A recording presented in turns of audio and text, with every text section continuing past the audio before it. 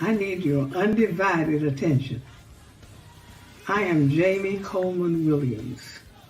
I am proud to have been born into the African Methodist Episcopal Church, a church born out of protest.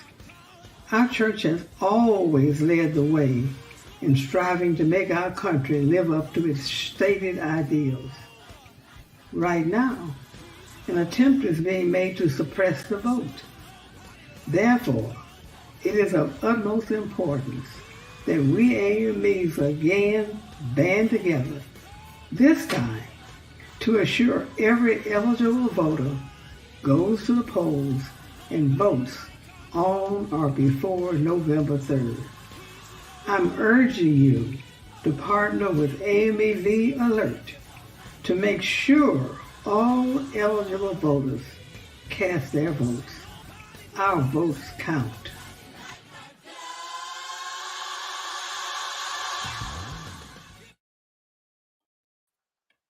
Hello, everyone, and welcome to another edition of the Christian Recorded Dialogue. I'm so happy to be the host today with you. My name is Antoine C. Wright. I am the nephew of the 133rd elected and consecrated bishop of the AME Church, Reverend Harry L. C. Wright, and the nephew of Supervisor Sharita C. Wright. And shout out to my home bishop in the 7th Episcopal District, Bishop Samuel Green. I'm so thankful for his friendship and his leadership. Naturally, of course, we always invite you all to comment in our comment section, to name your district and where you're from, and of course your home church, and any other thoughts or thought processes you may have about our conversation. We are just 8 days away from what many have called consequential, others have said important.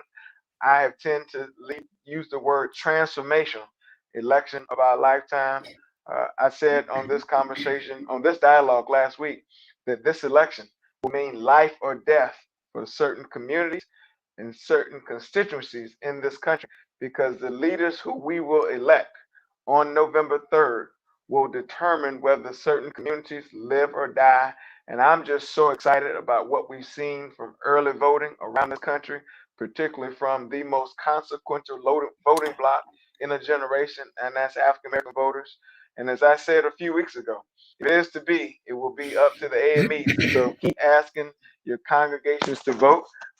Keep showing up, keep showing out. And I guarantee you, if we show up and show out, good things will happen. Today, I am probably more excited than I've been in a very long time to have one of the most transformational voices to ever serve in the U.S. Congress, and that's none other than Congresswoman Marcia Fudge from the Ohio's 11th District. I should not have to tell you anything about her bio, because the body of work she has produced during her 12 years in the U.S. Congress has spoken loudly for her.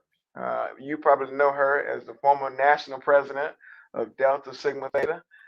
You probably know her as one of the first, if not the first, African American mayor, I think, of her hometown. She's an Ohio State University graduate, a law school graduate, former chair of the Congressional Black Caucus. She joins G.K. Butterfield, Cory Booker, Joyce Beatty, and a few others of being honorary members of the Light Skin Caucus in the United States Congress. But she was also one of the national co-chairs for the Kamala Harris for President campaign. But in spite of all that, Marcia Fudge is a friend of Antoine C. Wright.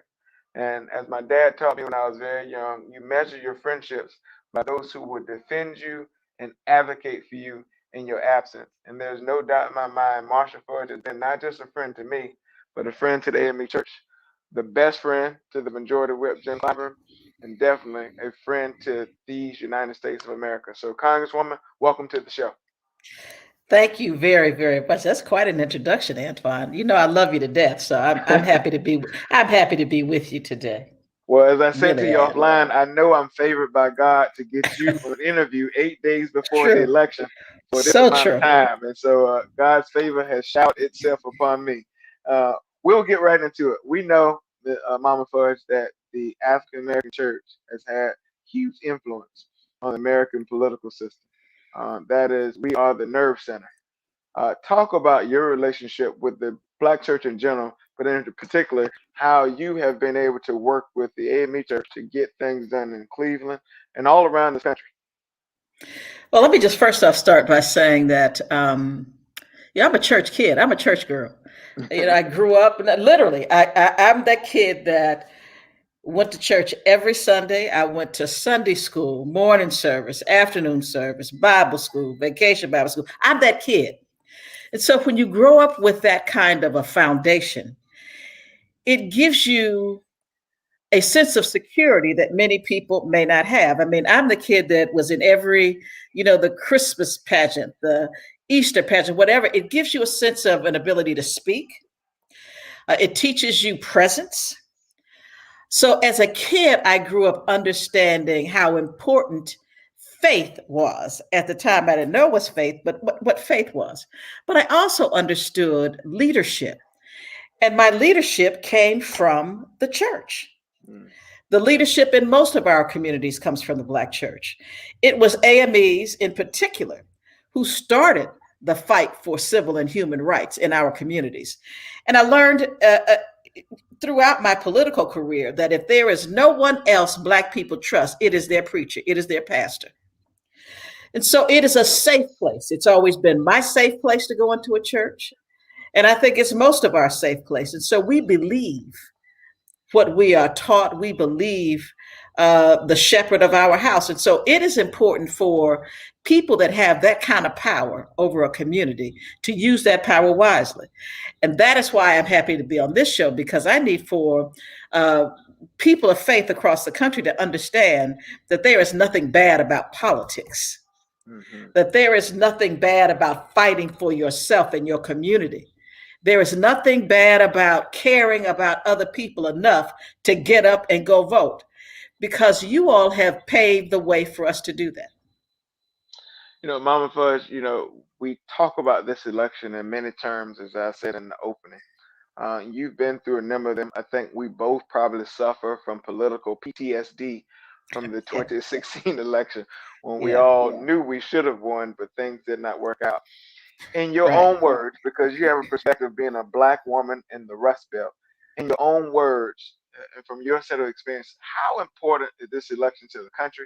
How important is this election to African Americans? And how important is this election to the Rust Belt? Because when we talk about the Rust Belt, we always hear the words white working class.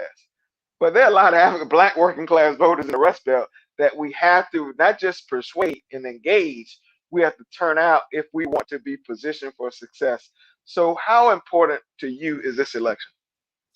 Let me start out by saying that I represent the city of Cleveland, which is 54% Black. People don't think that there are Black cities in the Midwest. I live in a city that's 98% Black, a suburb of Cleveland, and we have numbers of them. So I clearly understand that we get left out of the conversation. It's almost like Black people don't work. When they say working class, they don't mean us. So it's like we don't even work. We don't even count. But it is significant that we look at what really is at stake in this election. I put it to you this way, Antoine, if I never voted again, it probably would not affect my life personally. I mean, I've gone to good schools, I've had good jobs, I've saved, I've done well. I have been blessed, and I know that I have favor. But I have nieces and nephews who go to schools that they shouldn't be in because they are not quality schools. My mother is 89 years old. She is on Medicare. She needs her Social Security. I have neighbors who are sick, who need health care. I have people who have lost their jobs through no fault of their own, who may need to be retrained. So it is not about an individual. It is about a community. And when we stop thinking about ourselves, then I think we will understand the importance of voting, because if we don't, we're going to lose our health care. They're not going to put any money in our schools because they are right now defunding public education. They want to do away with, or at least reduce significantly, Social Security, Medicaid, and Medicare. They want to reduce the number of people who can stay in public housing or assisted housing. So I think we need to stop and think about what it means to us as a community, as a people. We have to go back to being that village that we grew up with, that you helped your neighbor. So I think that it's important that everybody understand that there is something in this election that is going to change somebody's life, whether it's yours or somebody you care about. But to not vote is selfish. And in some instances, it's just flat out lazy. Our people need to vote more probably than any other people because we are the ones that they attack all the time. So if we don't use our voices, then we basically lose our voices. You did a perfect segue to my next thought, because we know that since 2008 there have been historic efforts to suppress our vote, whether it's poll taxes in Florida, voter purging in Georgia, um, robocalls to low propensity voters with false information in Michigan, ballot signature requirement on absentee ballots in South Carolina. You name it, they have tried to do it. The Speaker, at the start of this Congress, appointed you to a special subcommittee to chair it. Can you talk about that appointment, the work you all have done, and how that has translated into where we are now? Well, yes, I was fortunate to be appointed the chair of the subcommittee on elections for the House of Representatives. And so over the last year and a half, I have traveled across the country collecting data about voter suppression. If you recall, in 2013, the Supreme Court of the United States decided a case called Shelby v. Holder, in which they said, we're not suggesting to you that discrimination and racism doesn't exist. But what we're saying to you is that the data we have is 40 years old or 25 years old. So we can't continue to punish states and have them go through a pre-clearance process if you can't show us contemporaneous data that says that they are bad actors. So it was our job to go across the country and collect that data. We collected the data. We have a report that is you can go online and get, actually. But what we have shown in that report, Antoine, is that there is as much discrimination and voter suppression now as there was 25 years ago. But it is broadened. The state of Ohio should be in preclearance. Places in New York should be in preclearance. Wisconsin should be in preclearance. So it is a bigger map than it was before. So it's almost like, be careful what you ask for. But our Congress and our senators don't want to change it because they know that as the demographics of this country change, which you and I both know that in a short number of years, this is going to be a majority minority nation. 100%. They are trying to be sure now that they can suppress us or depress us or keep us down. Why do you think when the Russians and the Iranians and the Chinese start to try to interfere with our election, to try to hack our elections, who are the people they go after most? Black people. In particular, Black men, but Black people in general.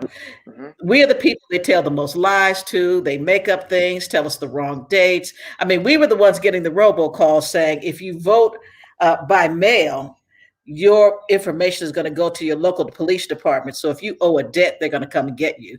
If you have an outstanding ticket, they're going to come and get you. We were been getting these robocalls in this election, information about the wrong dates, the wrong places in this election. So I think it's important for people to realize that our vote has value, because if it did not, they would not be trying to stop us from voting. Mom Fudge, this will be the first election in my lifetime, and I think yours, in which we've had to vote, speaking of suppression, in the middle of a pandemic. Now, I like to remind people we're living through two pandemics. Racism that's followed communities that look like ours for a very long time, that does not seem to want to ever go away. And then we have this health pandemic called COVID-19. We don't blame Donald Trump for COVID, but we blame he and his administration for the response. A pandemic that has disproportionately impacted people who look like us and communities that look like ours. A pandemic that's caused some of the worst economic challenges since 1932. As it relates to this pandemic, because you and I talked about this in private, you were one of the ones advocating when the Congress did the PPP loans and we're trying to do stimulus, that we set aside money for small minority businesses, in particular businesses of color, because we were hit the hardest. Talk about what that means and where we are now, and the fact that Mitch McConnell will not do any type of stimulus bill before next week's election. And how have you seen that really impact Black and brown businesses all around the country? Well, we tried very, very hard, Antoine, to create a fund solely for small businesses, which would actually go through community banks and other community lending institutions, CDFIs or whatever it may be.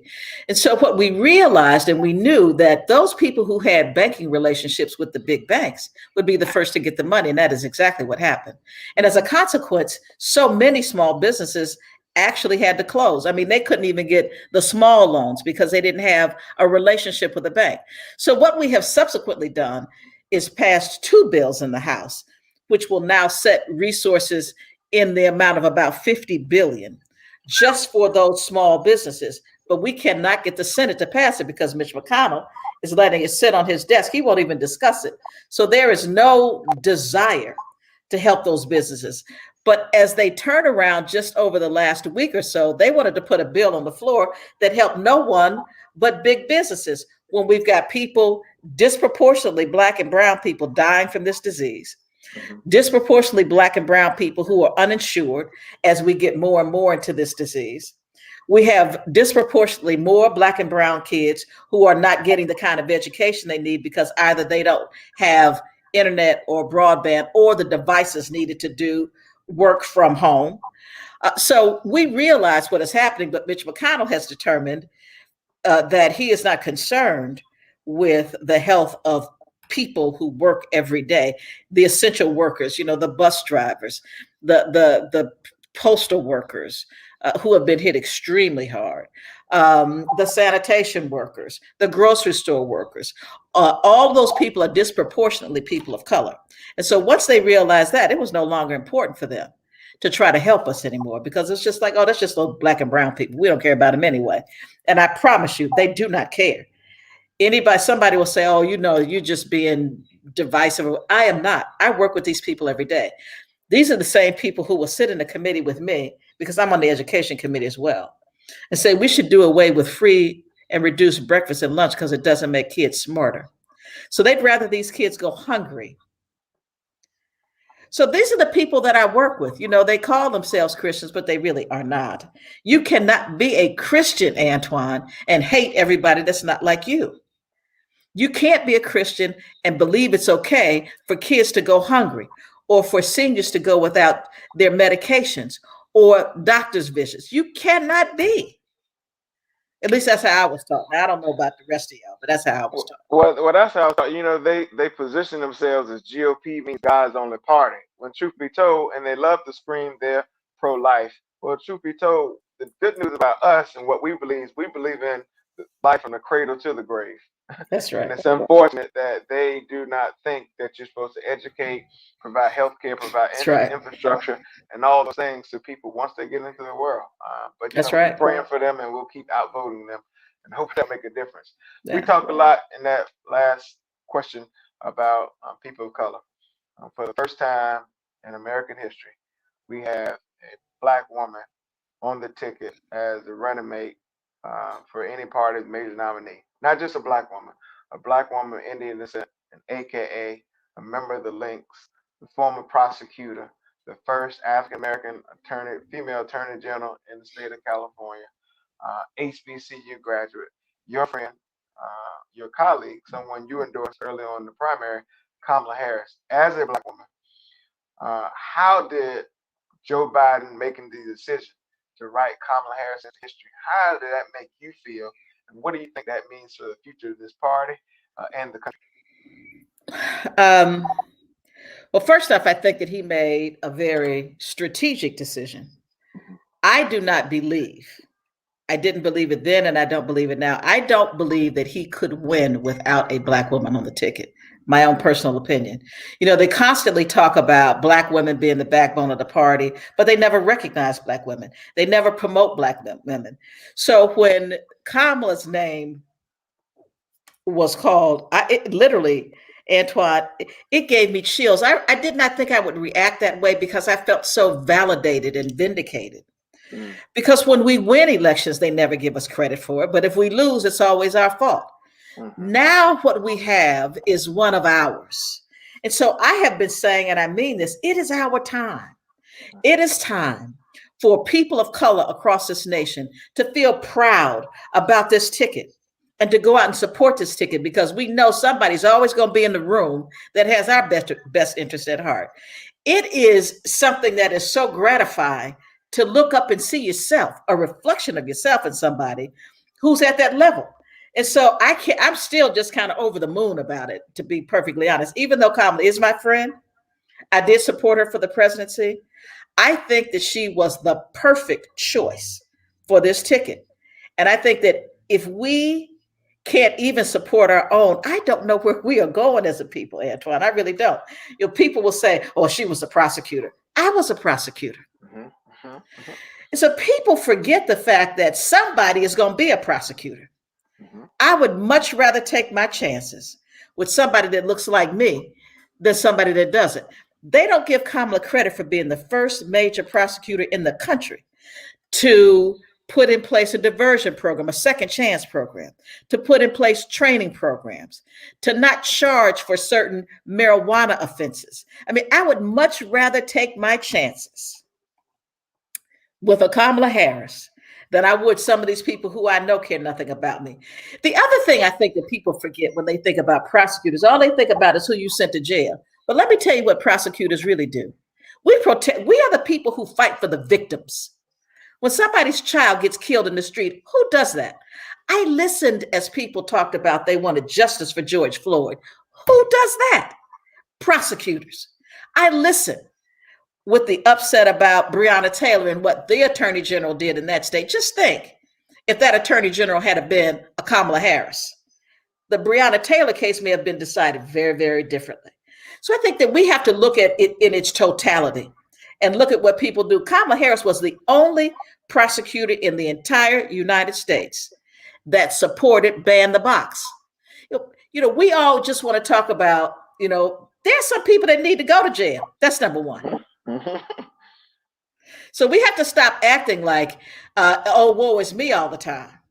Yes, there are some instances where things don't go our way and probably should not have happened the way they did. But we also have to look at, I want my community to be safe too, Antoine. And if there's somebody going around here killing people, I want them arrested and I want them prosecuted. If they got people out here raping kids or beating up old women, I want them prosecuted. And that's just the way of the world. I want my community safe too. That's important. Mama Fudge, we touched on this earlier, but I want to go back to it because I think sometimes people forget about how important your region of the country is in order to elect presidents. We know the presidential race usually comes down to 6 or 7 states. Most of those are in the rest of where you are. And we also know that elections are about coalitions and constituencies.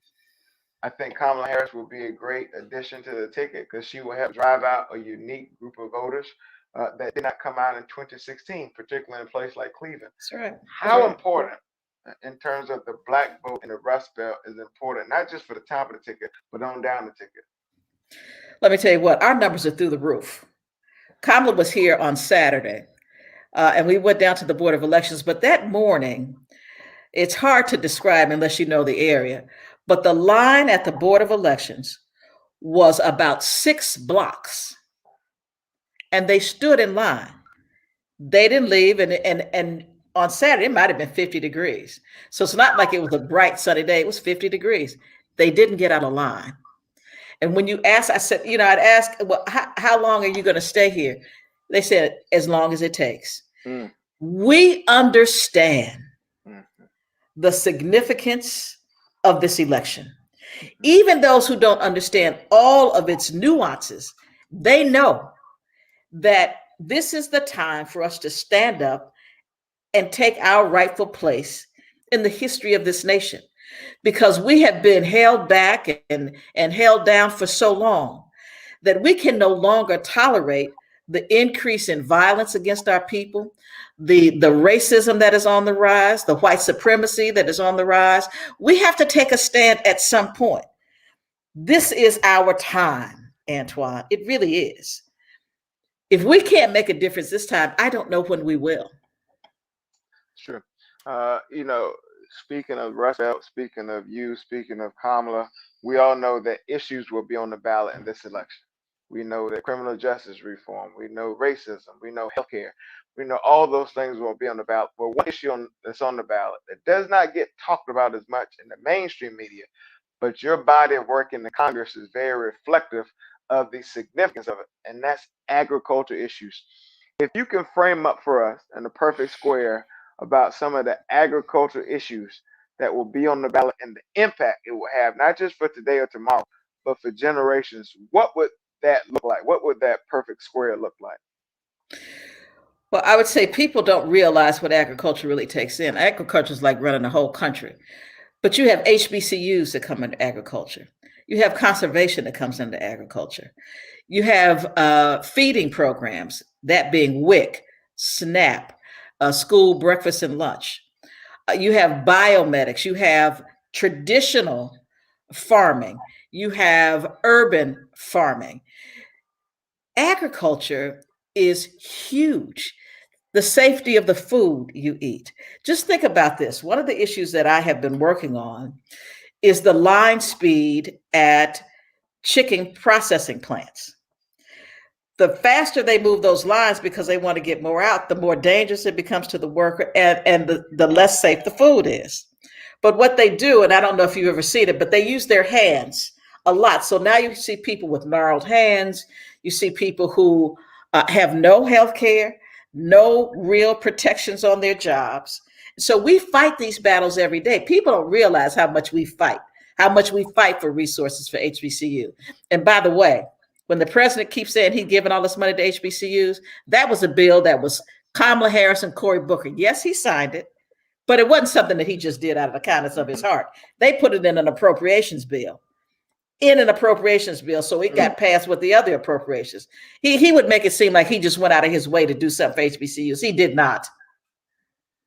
Well, we know the president and his disciples know how to bojangle the American people in their own way to try to fool them to something. Now, the good news is we have people like you who are willing to hold leaders accountable in our party and not within our party about all these things. And so that's why your service is so important, and that's why these elections are important.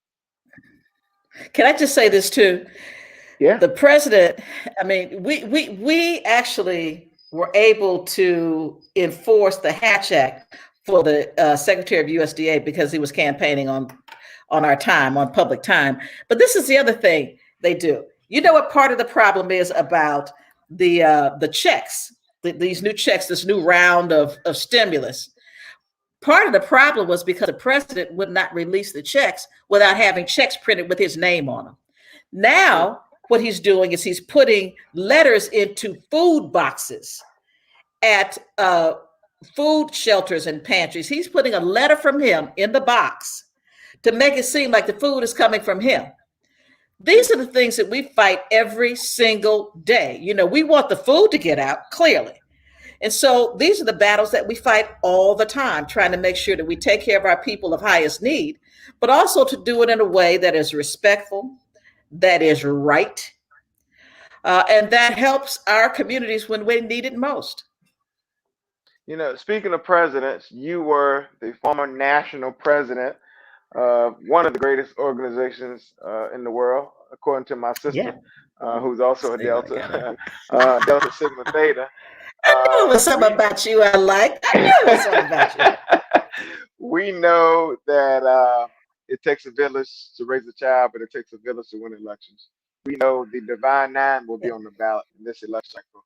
We know you've organized before, not under the umbrella of Delta, but as an individual member of Delta about participating in this process.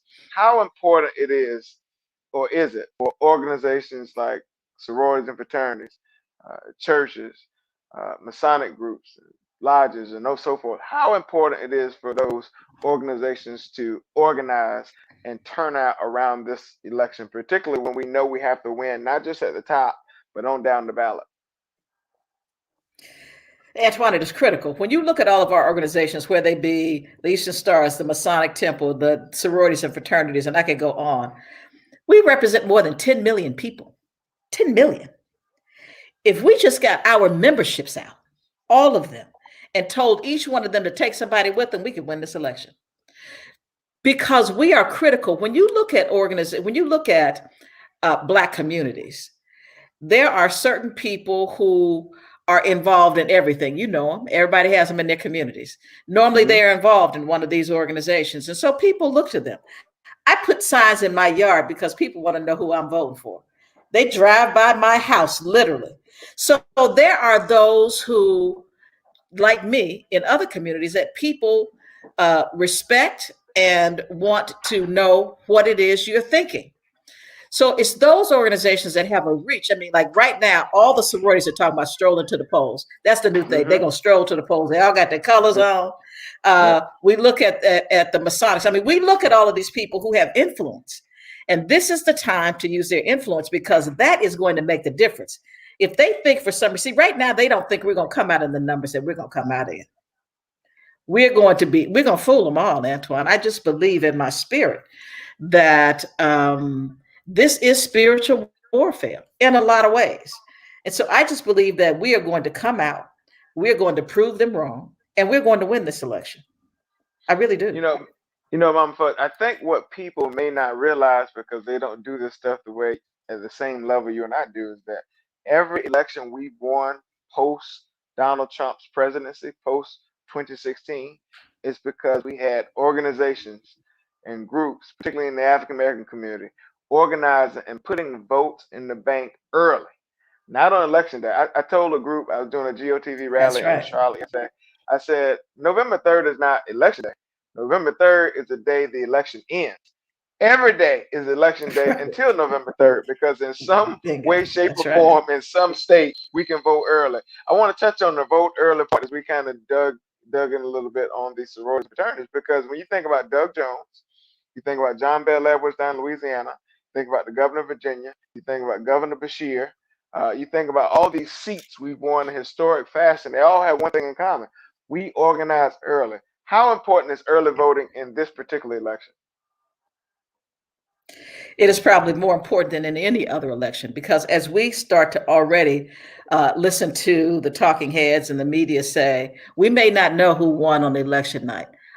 I think they're going to be wrong because if we get our votes in early, we will have enough information on election night to know who wins this election. I believe that states like mine, even though we have our issues, we already have in my county alone um, something like 50% of all registered Democrats, about 30% of all registered Republicans, and I forget the independent number off the top of my head. But those people have already voted. They've already voted. We're going to go from about 10,000 people in early vote, in person early vote, which is normal, to over 50 probably this week. Hmm. Most of the people who are voting are not sending there. We're sending it through the mail. We've got about 50% of all of our absentee ballots that have been returned have been dropped in the voting box at the Board of Elections. So what I think that is happening is that this whole thing about don't vote early is backfiring on them. And people Mm-hmm. are saying, no, I don't want to take a chance. I want to make sure my vote is counted. I'm either going to vote in person or I'm going to take it to the Board of Elections myself. And so the numbers are just huge. I mean, the numbers are numbers I can only dream of at this point. So I think that we're going to know on election night. I know they don't think that, but I just believe very strongly that because we're voting early, Antoine, we're going to know a whole lot more on election night than people think. I said after Donald Trump's election because we know he ran on repealing and replacing the Affordable Care Act. I said on the air, on TV, I said healthcare will not only define the next several elections, it will define this party and it will define this country. Every election we've had since Donald Trump is elected, the number one issue has been healthcare. It is the number one issue in this election. We at the DCCC have been on offense about it because the American people trust us. But what people may not realize, Mama Fudge, is a week after whoever the next president is elected, hopefully it's Joe Biden, the Supreme Court, Donald Trump's leaning Supreme Court, will decide on the most consequential piece of legislation of our day, and that's the Affordable Care Act. Why is that so important, that decision that will be made? Because you're in the Congress, you know the priorities of your caucus, and you know how important pre-existing conditions and so forth. Why is the decision a week after the election so important to the American experiment? Well, first, let's start with today. Today, the Senate of the United States will probably confirm Coney Barrett to the Supreme Court for the sole purpose of ensuring that she would vote the way Donald Trump wants her to vote to do away with the Affordable Care Act. And let me tell you what that means. People don't realize what pre-existing conditions really are. You know, some people just think, okay, if I have cancer or something, it could be asthma. It could be that you've been pregnant, that you've had a C-section. Acne, in some instances, could be pre-existing conditions. Obesity. So many things. More than half of the population of the United States have or will have a pre-existing condition. So if you take away the funding, the insurance for that, what do these people do? The other thing people forget is when you are really sick, you have lots of bills. If they, once again, put a cap on how much insurance can pay, those people that have heart disease or those people who have cancer or some other long-term illness are never going to be able to pay their bills. And we're going to go back to a time where people went bankrupt because they were sick. And I think that it's important to understand, too, as you look at race, that Black and brown people, once again, tend to be underinsured. So if we let them put junk policies back out there, you'll pay for insurance that gives you nothing. People need to remember, you get what you pay for. So if you've got a policy that you're paying nothing for, you're not going to get anything for it either, because the policies they want to put in place don't take care of emergency room visits, don't take care of certain kinds of medications, don't take care of long-term care. And so it is just, to me, it is despicable that the only reason that this administration wants to do away with the Affordable Care Act is because Obama did it. They have no plan. They keep saying they have a plan. They've been telling us this for 4 years, Antoine. We have a plan. There is no plan. They have yet to show us a plan. Well, we're going to give them something that's better. What is that going to be? I promise you, they're not going to give you anything that's better. And they are going to make your life miserable if you are sick. So I suggest people just think about what happens if they have no health care. What happens to them? So it's a friendly reminder of how important this election is. Yeah. This will be the first election without your friend, someone I have looked up to and called a mentor, John Lewis. You are the former chair of the Congressional Black Caucus. We know after this election, the caucus will expand. We'll have more members than we've ever had before. We know we oftentimes refer to the Congressional Black Caucus as the conscience of the Congress. If you don't do politics all day, every day, you may not know the gravity by which the CBC holds in the Congress. Talk very briefly about how important the Congressional Black Caucus is to not just the Congress, but to the country. Let me just say two things. One is John was our North Star. So in the last year, we've lost John and we've lost Elijah. And it has been hard because the CBC really is a family. People, I listen to people out in communities say all the time, what does the CBC do? We are legislators and we are good ones. When we look at the Justice and Policing Act after George Floyd, that was a CBC. When you look at all of the things that we have put in place around criminal justice, that's CBC. When you look at all of the feeding programs, when you look at all of the programs for healthcare, that's CBC. We do that work. And we are getting bigger. I think probably right now we're about 55 members. We'll probably be over 60 members come the new Congress, which means that there's almost nothing that can be passed in the House of Representatives that we don't support. And so I think that people need to understand that there is power in numbers, but there's also power in experience. Our members are going to right now be in charge of 6 major committees. Homeland Security, which is one of the biggest departments in the entire federal government, the Banking or Finance Committee, the Education Committee with Bobby. And I could go on, but we have over 20 subcommittee chairs. I'm a subcommittee chair on 2 committees, but we have over 20 subcommittee chairs. So the power that goes with that is very, very important because we affect policy in a way that most people cannot because of our sheer numbers and our experience. So I think that it's really important that people realize that we are there for a reason. We are there to make a difference and we are there to speak for our people. That's why they call us the conscience of the Congress, because we will take stands that most people are afraid to take because we don't worry about what happens to us as long as we are doing the right thing. So we just try to do the right thing. And it takes sometimes the courage to do it, but we do it because we stand together.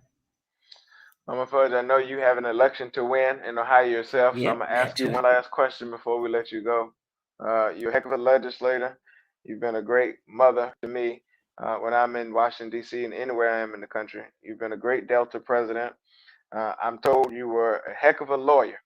So as a good lawyer would do, close the case about why Joe Biden and Kamala Harris should be the next president and vice president of the United States, and close the case on how Black people will impact what happens in this election for the next generation. I think I can do the same, the two together. I just want to say to my people, if you want a nation in which you can feel apart, 100% apart, if you want a nation that is guided by a good and decent person who cares about every single individual, a person who really does want to be sure that you can live a decent life, that you can have a good job and live in a decent home and a safe neighborhood and send your kids to schools that give them a chance to succeed, just a chance, then you have to elect Joe Biden. If you want a person who believes and understands that institutional and systemic racism has been a problem in this nation and it has to be addressed, then you have to elect Joe Biden and Kamala Harris. If you want somebody who knows that the circle has to get bigger and include voices like mine and Antoine's and yours, you have to elect Joe Biden. Or you can go with the status quo and support a president who is the laughingstock of the world, who hates everyone other than somebody like themselves, who is an embarrassment of the highest, who is the hypocrite of the highest, then go with that person who believes white supremacy. Okay, go with the person who wants to create havoc in the streets because he can't have his way. We need a president. We need a leader. We don't need a clown show. We need somebody who really legitimately cares. Now, I don't dislike Donald Trump as a person. I don't know him. But what I do know is when they say, is he a racist? Well, racists think he's a racist, so he's a racist. If people say that he is a sexist, people that know him say he's a sexist, he's a sexist. So we have to have somebody that's there for all the people, not some of the people. If you don't vote, you don't count. Your vote is what makes you count. Your vote is your voice. Vote, vote, vote. The Congresswoman from Ohio's 11th district, my mama, my friend, Thank you, former chair of the Antoine. Congressional Black Caucus, former national president of Delta Sigma Theta, honorary member of the Light Skin Caucus, former prosecutor. But you can't put me in the same category with GK. That is not. He's a real light skin caucus. Right, yeah. I'm more red and yellow. I'm a little more red. Mama Fudge, thank you for joining me. We really appreciate your time. Thank you. I hope I made the case. Did I make the case to you? You made the case. You closed the case. You made the case, and now we're gonna perform the case. All right. Thank you. Stop talking. Let's vote. Let's do it. To all of you who have joined us today, we're so thankful. Our next TCR dialogue will be Tuesday, October 27th, with the Reverend Edgar Boyd and the Reverend Sylvester Beeman discussing their personal relationship with Kamala Harris and Joe Biden. Please support the Christian Recorder by buying our subscription for $36 a year. You can visit us at www.christianrecorder.com. Support the AME Church Publishing House for your church and school workshop needs. Featured product in this employee empowerment syllabus. Visit www.amepublishing.com. We thank our sponsors, the Reverend Marvin C. Sanders for Bishop 2021, the Reverend Sylvester Beeman for Bishop 2021. Thank you all for joining us, and we'll see you soon.